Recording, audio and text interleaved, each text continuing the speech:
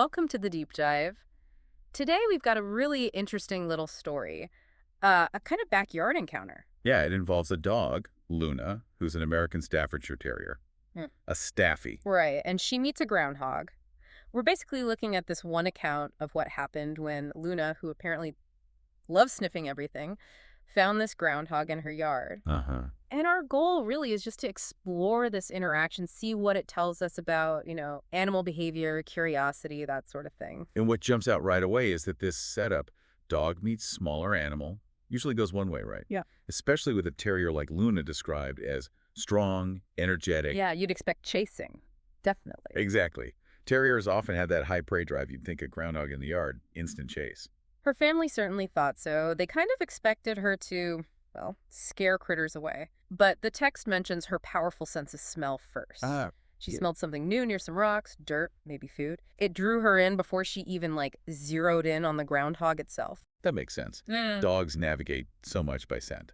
So she's following her nose, and then she finds this groundhog just munching on flowers. Pretty much. And the description says the groundhog seemed soft and just didn't care Luna was there.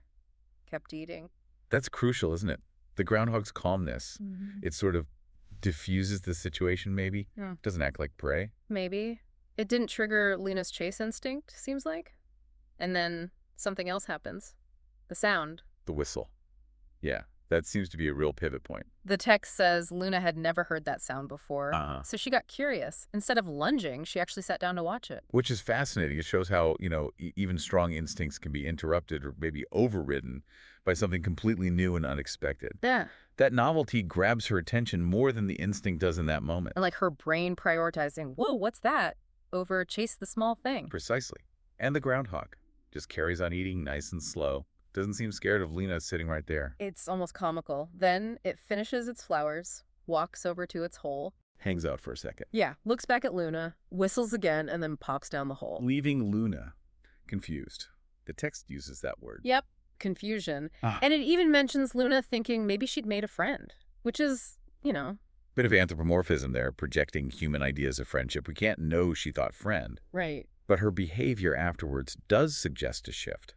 She doesn't just shrug it off. No, she's processing it, Hmm. sniffing the dirt, the flowers where the groundhog was, wagging her tail, apparently. The tail wag is interesting.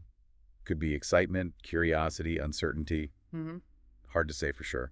And she goes back to the house sort of thinking it over. The text even says she thought about maybe bringing the groundhog a flower later. Which, again, very human interpretation.